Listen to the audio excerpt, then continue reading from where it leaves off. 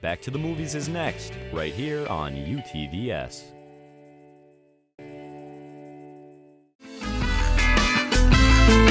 You're watching UTVS, local TV for the Granite City. Visit utvsnews.com for all of your local news.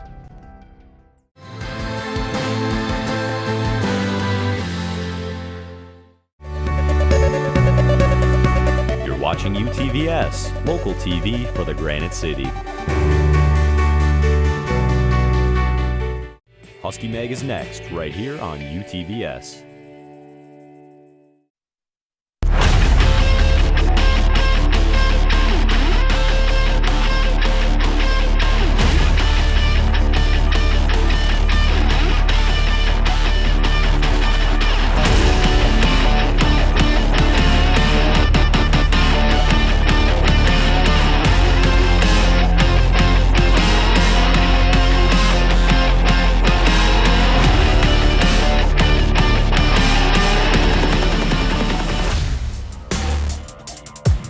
This is Husky Mag. It is Blake Edler joining me.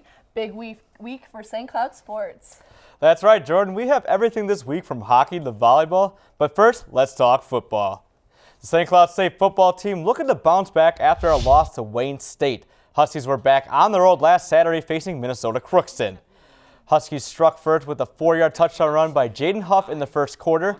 They would add on in the second quarter with 2 more scores as Nate Meyer threw a touchdown pass to Anthony Carver and a 1-yard touchdown run by Joe Blando. The Eagles would score their first points of the game in the fourth quarter with a 1-yard touchdown run by Nathan Cole, but that would not be enough as St. Cloud was too much for the Eagles, as they scored in the fourth with a touchdown reception from Jameson Parson for the 24 yards. And the Huskies would win the game 28-7.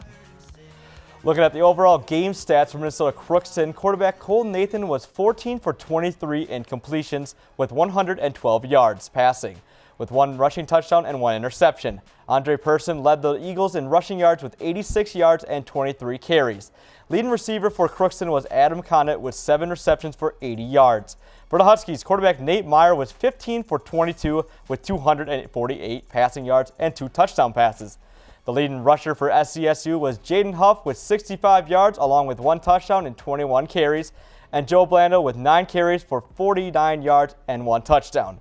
Leading receiver for the Huskies was Jameson Parsons with 7 receptions for 125 yards and 1 touchdown.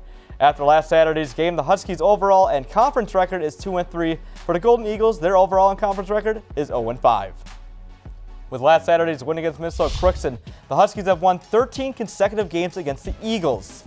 During their 13 games, the Huskies and the Golden Eagles have faced off. SCSU has outscored UMC 610-112.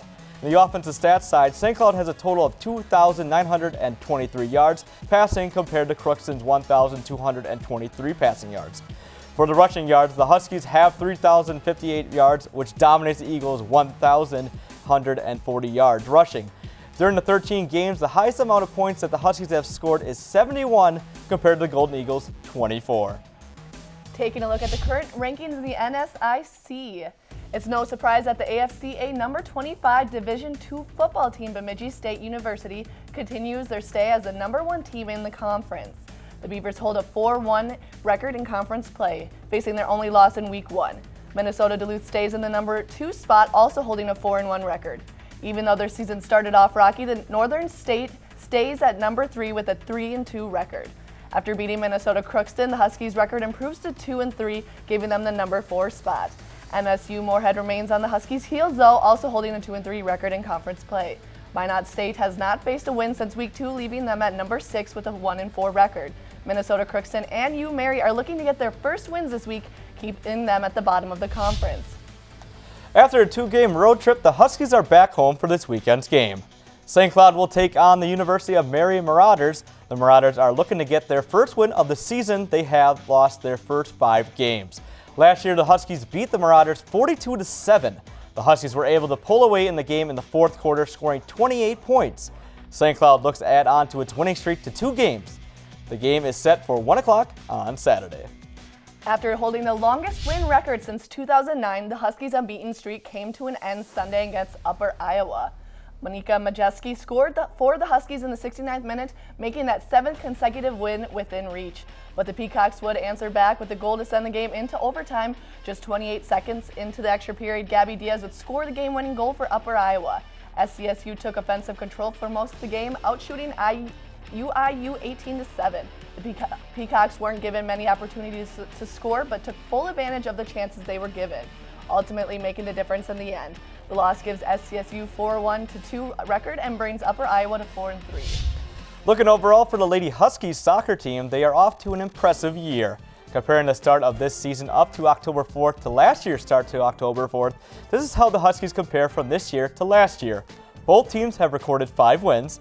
This year's team has lost 3 games compared to last year's team with 1 loss. This year's team has scored 1 more total goals with 14 compared to 13 last year with allowing goals. This year's team has allowed 17 goals compared to last year's team, which has allowed 9 goals. Overall, both teams have had a great start to the season. The Lady Huskies return to the pitch October 7th for a NSIC matchup against the University of Mary. After losing to the Marauders for the past 2 seasons, the Huskies hope to change the end result Friday night at Husky Stadium.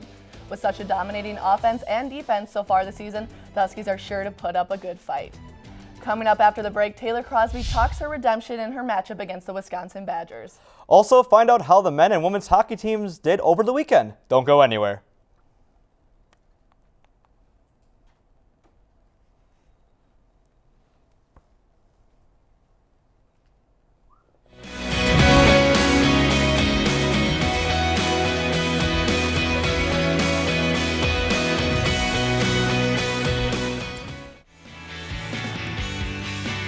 Watching UTVS, local TV for the Granite City.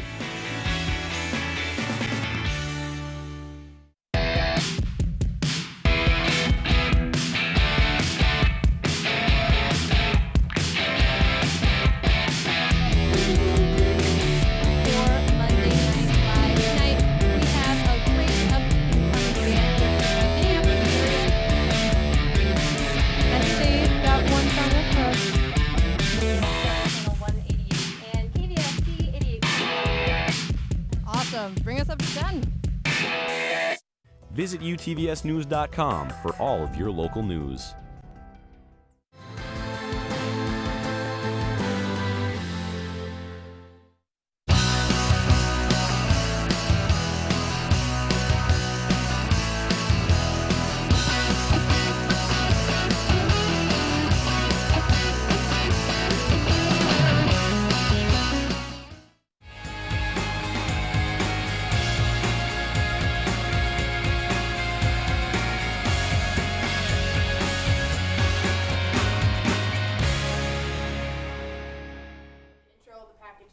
Taylor Crosby slammed the door last week with an outstanding performance against the University of Wisconsin. Kristen Kroll takes a look at the Crosby in the crease. Over the puck. She has another shot on deck. Crosby with the save. Crosby is a familiar name in many households, especially to those who are fans of Pittsburgh Penguins captain Sidney Crosby. At St. Cloud State University, the sister of Sidney Crosby is doing everything but living in her brother's shadow. She is making a name for herself after coming in as an unfamiliar but hopeful face. Our staff didn't really know her as a goaltender. We talked to a lot of people, and the things that they talked about we liked. We thought they were good qualities in a goaltender, and she ended up transferring in.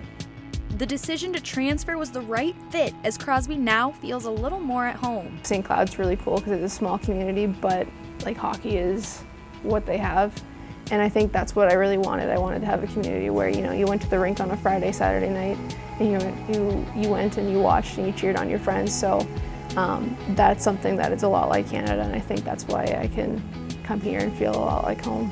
Her most recent battle between the pipes, resulting in 52 saves against the #1 ranked Wisconsin Badgers team, has not gone unnoticed. And I thought you could tell early on that she was tracking the puck into her body and under control instead of stabbing at things or maybe moving her body. She was very much in control, did not give up many rebounds. I mean, it was 50-some shots, and there weren't many second opportunities, so I thought she gobbled up rebounds and did a very nice job there.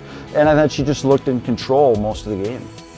I know I went in for a couple of minutes of the Minnesota game and it didn't turn out that well, so I think this was kind of my redemption because I knew that I had something to offer, but I never really got the chance to. So it was obviously an opportunity, and I wanted to kind of take that and own it. The key to Crosby's game has to take each play one step at a time. I usually play like every 5 minutes of a period. So once the 5 minutes is up in that first period, then you go to the next five, and you get scored on, you just kind of let it go. So that was kind of my philosophy going through that game, but I think overall I just had a lot of fun. Crosby's father, Troy Crosby, who was a goaltender for the Montreal Canadiens, has been one of the biggest influences in Taylor Crosby's life as she grew up watching him. I grew up watching him from the time I was born. You know, I was 2 weeks old when I went into the rink, so it was a fun atmosphere. I didn't play until I was 10. I don't know why it took me so long, but when I did, it was goalie right from the start, so whether it was my dad, kind of had that influence. Not only has Crosby's dad had an influence on her life, but he has also given her advice on the game they both fell in love with. Work hard and have fun, and the rest will happen, you know. You can't control, you know, if the coach is going to put you in, you can't control what's going to happen on the ice. You can only control what you can.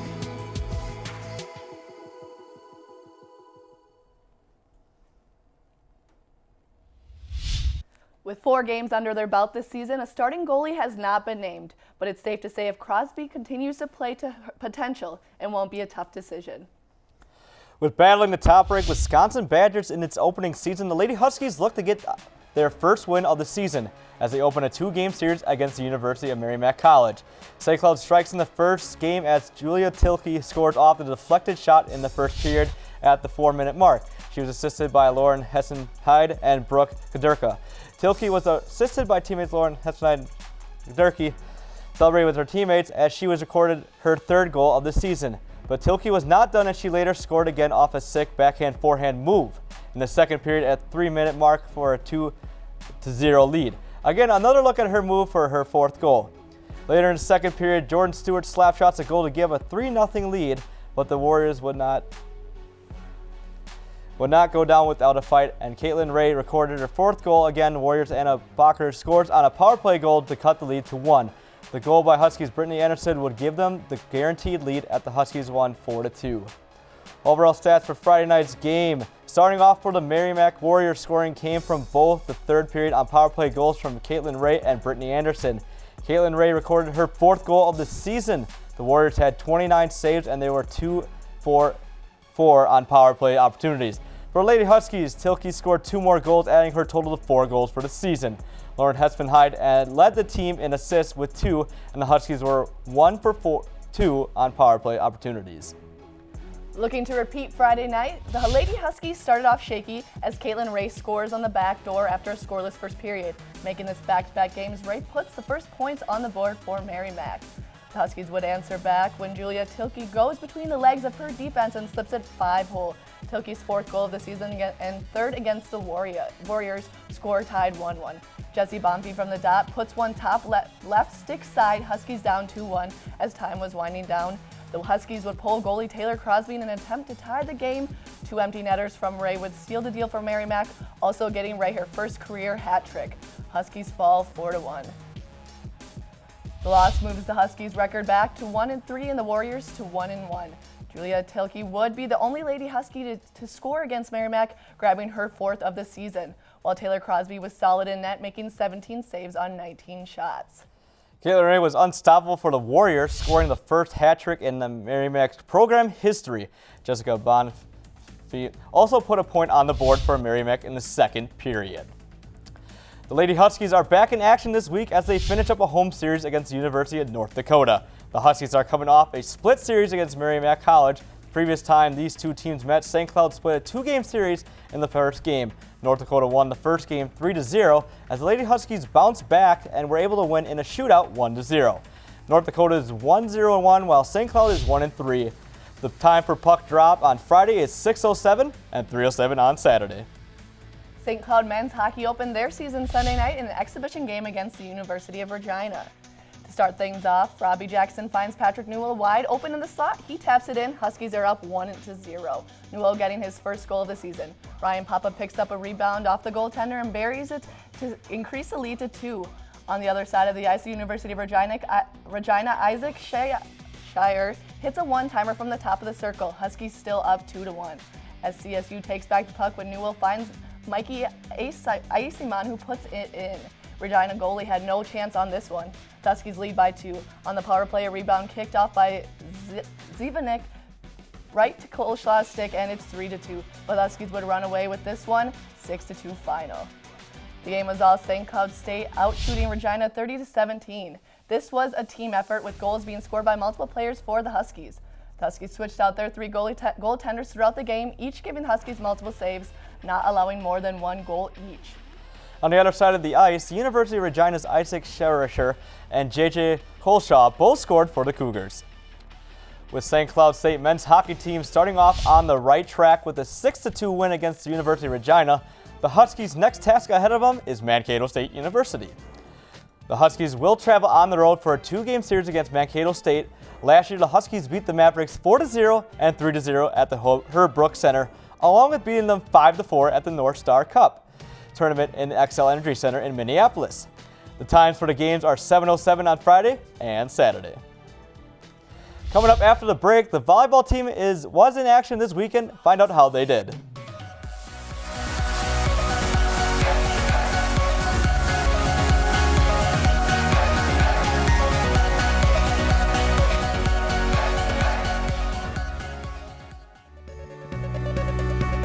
Watching UTVS, local TV for the Granite City.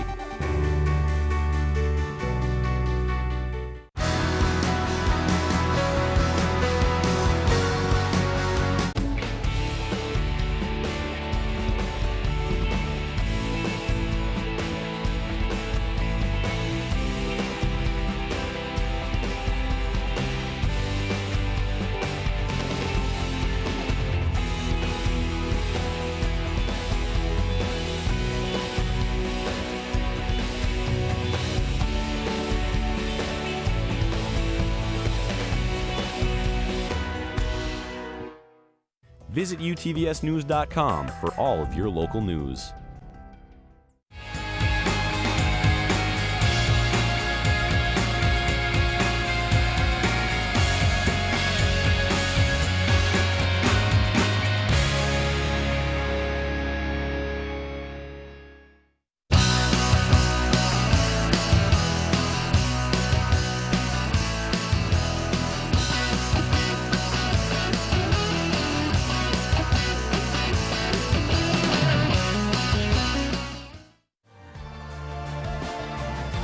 Watching UTVS, local TV for the Granite City. Huskies volleyball put up a fight Friday night against Minnesota State Mankato, but would fall 3-1. The Mavericks started on top, taking the first match 25-21. SCSU responded in the second game with a 21-25 victory over MSU. The Lady Huskies were unable to get their groove back as the Mavericks would take the third and fourth games, clinching the match win. Becca Gruber led SCSU offensively with 11 kills and 4 blocks. On the other side of the net, Morgan Olsen controlled the offense with 20 kills for Mankato. The Huskies looking to bounce back after a loss to Mankato State as they faced the #1 ranked Concordia St. Paul. The Huskies put up a fight against Concordia, but they were too much for the Huskies. Concordia took the 3-game sweep as they beat the Huskies 25-19, 25-11, and 25-18. Leaders for the game starting with Concordia, Anna Schlack with 16 kills, Casey Williams with 26 assists. For the Huskies, Macy Weller led the team with 8 kills, while Marissa Klein led the team in assists with 15. Overall, Concordia dominated St. Cloud in kills with having 47-25. Taking a look around the conference, Augustana currently holds the #1 spot with a 7-0 record. Minnesota Duluth also remains undefeated in conference play. The two teams will face each other October 22nd in Sioux Falls. Concordia and Southwest Minnesota State clinched the #3 and 4 spots, both with a 6-1 record. Winona State grabs the #5 spot with their only 2 losses on the road. SCSU currently holds the #14 spot with a 1-6 record. After a tough home stretch, the Huskies volleyball team is on the road. The Huskies are traveling to face Minot State. The Beavers are coming off a 2-game road loss to Wayne State and Augustana University, both getting swept 3-0. As for the Huskies game on Saturday, they face University of Mary. The Marauders are also coming off losses from Augustana and Wayne State. The Huskies look to bounce back themselves to gain momentum for the road. Most athletes look forward to the moment they move from high school to the collegiate atmosphere. However, this past week, one Husky was going back to the high school gym. Alex Curtis has the story. On Tuesday night, the St. Cloud State volleyball team plays the Bemidji State Beavers, but the game will neither be in Hollenbeck Hall nor in Bemidji. I reached out to Sauk Center High School and they were ecstatic. The game itself will be played at Sauk Center Secondary School, almost an hour away from St. Cloud State. We looked at how can we help grow the sport of volleyball in central Minnesota. Macy was an all-conference basketball and volleyball player. Macy Weller is a senior middle hitter for the Huskies, who also had a storied career at Sauk Center, being named to all-state teams in volleyball, basketball, and track. I'm just so excited. It's kind of just a sweet, sweet thing to think about for me coming full circle in my career. They say imitation is the finest form of flattery, and in this case, Coach Bagelman got inspiration from the SCSU wrestling team, who did something similar last year. Talking to Steve Costanzo, the wrestling coach, and they've obviously had some success with back-to-back national championships, and I said, how do you reach out, how do you help the community and grow the sport and kind of gain exposure, and he talked a little bit about his peers match. While the goal is obviously to win, there's more to it than just that. Something that will never really be measurable, but how many little girls will be at that match, they'll be able to see these college women play and say, hey, I want to do that, I want to be like that someday. And for Macy, she's excited to be part of what should be a memorable night. Throughout my career at St. Cloud, I've always struggled with a way to connect everything back. And so being at Sauk Center is going to be really meaningful, just to open the eyes of some of the people in those smaller towns around central Minnesota. Alex Curtis, UTVS News. As we mentioned earlier, the Huskies were able to get the victory over Bemidji State, winning in 4 sets. Macy Weller in her homecoming led the Huskies with 12 kills, along with 2 aces and 3 blocks. After the break, find out who this week's leader of the pack is. Jordan and I will also count this week's best plays for Blizzard's Best. Don't go anywhere.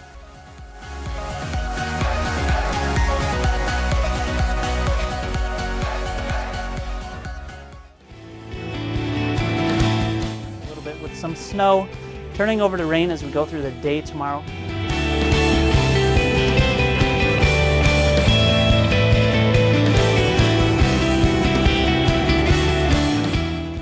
It's 44 degrees. The rain did start to come down again. We had a short break there.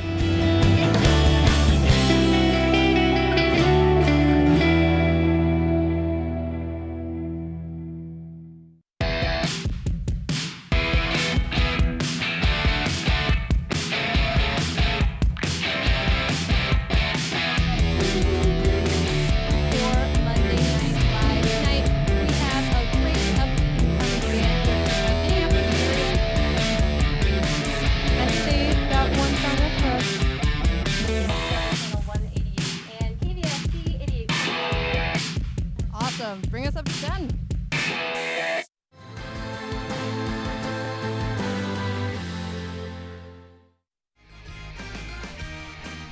You're watching UTVS, local TV for the Granite City.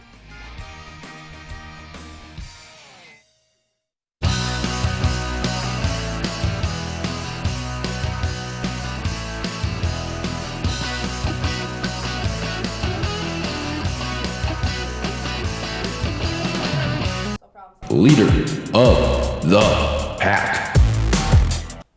After her stellar performance this weekend, it was an obvious decision making sophomore forward Julia Tilke our leader of the pack. Tilke was a huge contributor in the Huskies' win Friday night, scoring 2 goals against the Warriors. The Huskies may have fell to Merrimack Saturday night, but Tilke still put up an offensive fight, scoring the only goal for the Huskies. I'm definitely expecting a lot out of her this season.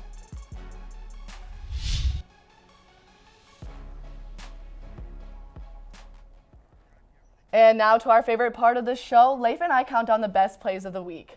Kicking it off, we have men's hockey at number 3, starting off in the first period, coming off a power play goal as a great reaction by one-handed pass by Jacob Benson sets up Mikey Asamat, who dials it up and snipes it in for the upper right corner for his first goal of the season.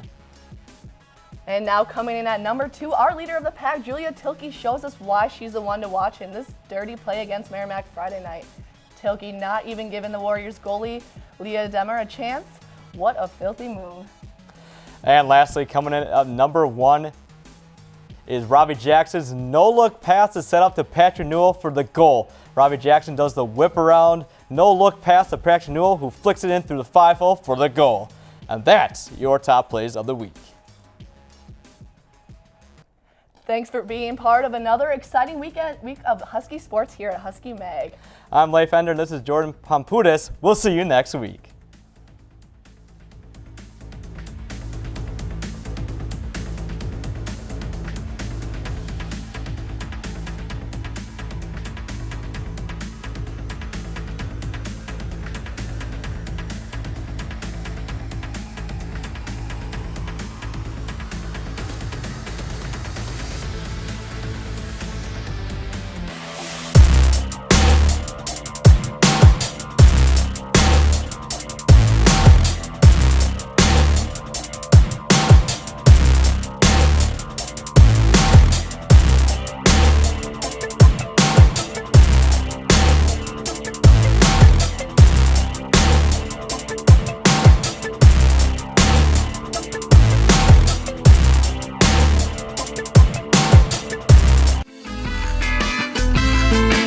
Watching UTVS, local TV for the Granite City.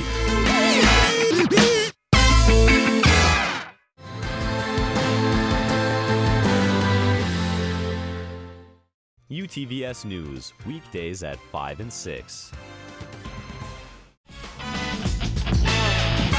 You're watching UTVS, local TV for the Granite City.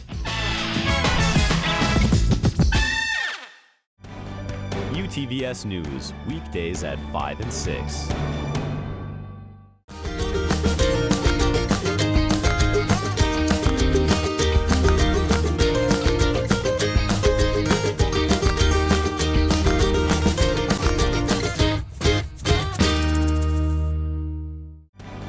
UTVS News, weekdays at 5 and 6.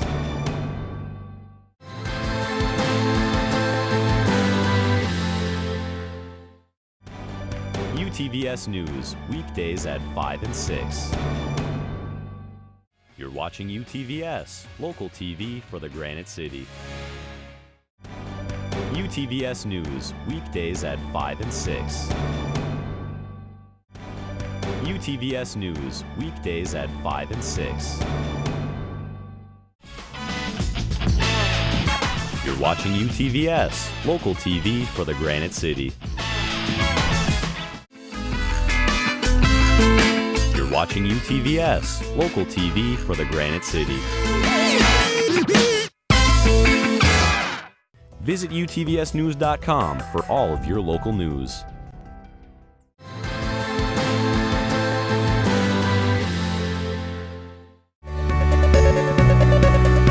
You're watching UTVS, local TV for the Granite City.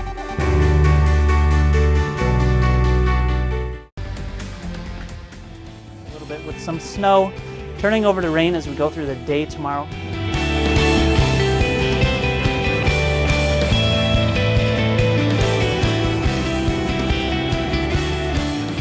Currently it's 44 degrees. The rain did start to come down again. We had a short break there.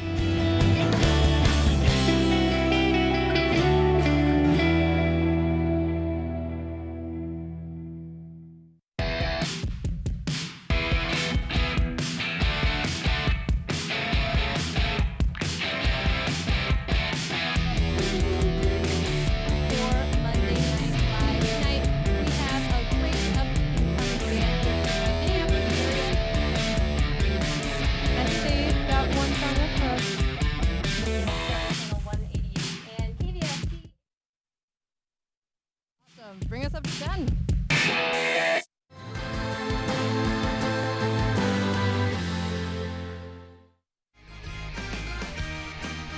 You're watching UTVS, local TV for the Granite City.